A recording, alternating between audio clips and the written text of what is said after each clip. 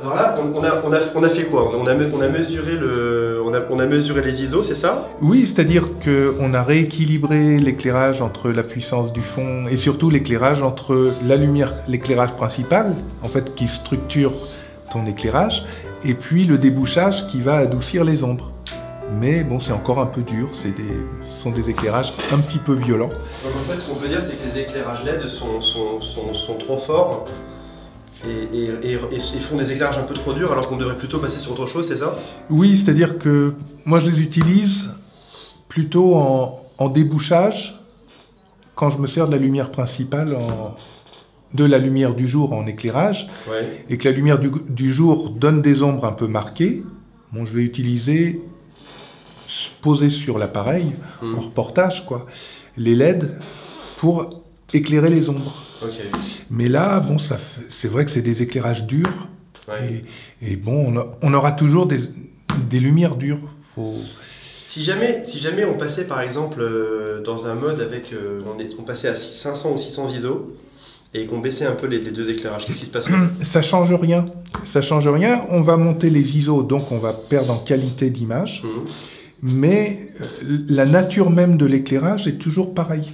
C'est-à-dire quand tu es au soleil, si tu as fait des photos à midi, en plein soleil, tu as des ondes très dures. Ouais.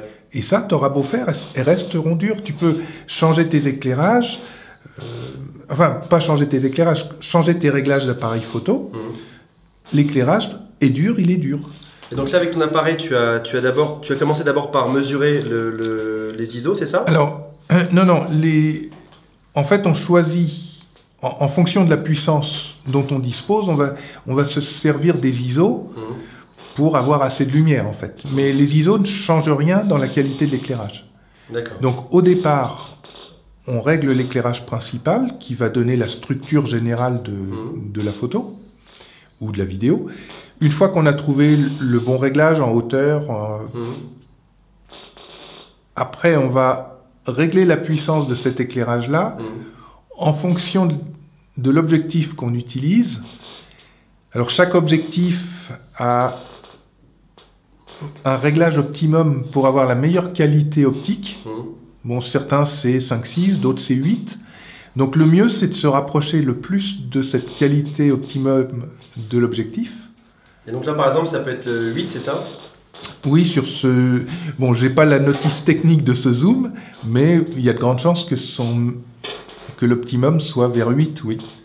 Donc à ce moment-là, on met 8, et on va régler la puissance de l'éclairage pour avoir assez de lumière pour travailler à 8. Et si l'éclairage dont on dispose n'est pas assez puissant, on monte les ISO pour compenser ce manque de lumière. Mais monter ou baisser les ISO, changer le diaphragme ne changera rien à la qualité générale de l'éclairage. Okay. C'est-à-dire, si on a un éclairage dur, il restera dur. Il restera dur. Okay. Voilà. Après, on va avoir plein d'artifices pour essayer de l'adoucir, soit des calques, soit des choses, mais ça va manger de la puissance. Je vois.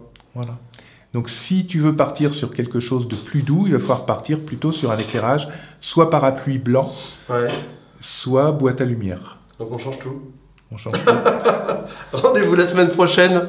On change tout. Voilà, faut tout changer. Merci.